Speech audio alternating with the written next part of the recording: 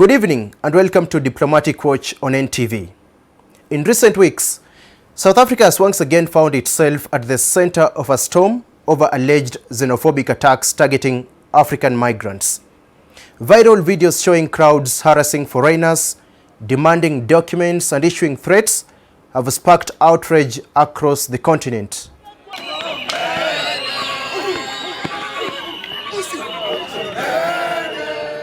Today, we examine the incidents, the strong reactions from fellow African nations, South Africa's robust defense, and Ghana's formal plea to the African Union. This is more than a bilateral spat. It strikes at the heart of Pan-African solidarity, the African Continental Free Trade Area, and the ideals of African unity.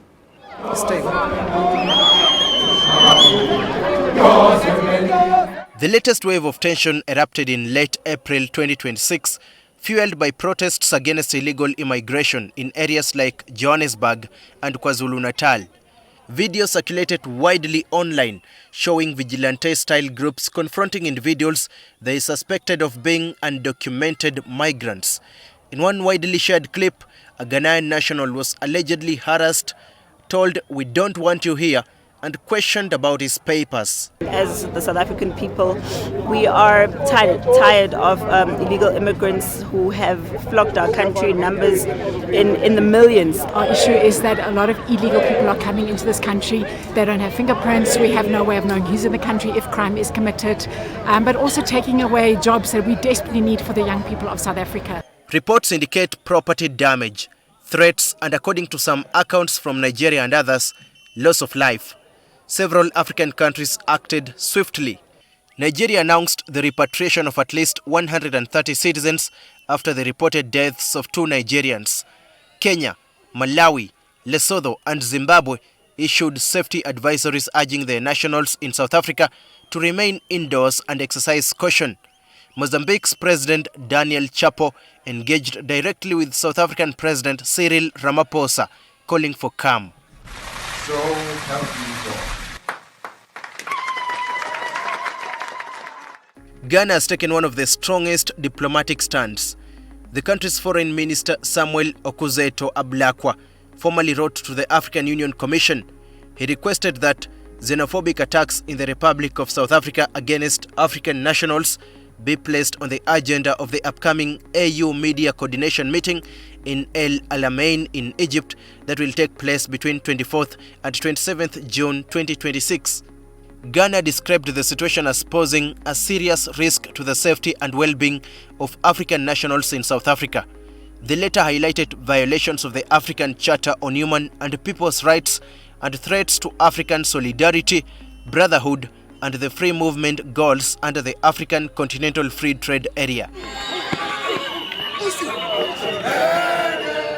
Accra called for inclusion on the summit agenda, strengthening of African Union monitoring mechanisms, and dispatch of a fact-finding mission to investigate root causes. Ghana also summoned South Africa's acting High Commissioner in the country, facilitated the return of an affected citizen, and opened a 24-hour consular hotline.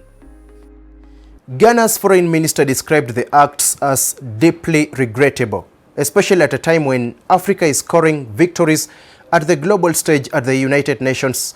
Achievements like Ghana's successful leadership of a landmark resolution declaring the transatlantic slave trade a crime against humanity, strengthened African influence through the African Union's permanent G20 membership, and greater representation on the United Nations Security Council. South Africa has pushed back firmly, rejecting the xenophobia label and condemning what it calls fake videos and images. In a cabinet briefing, Minister in the presidency stated there are no xenophobic attacks in South Africa.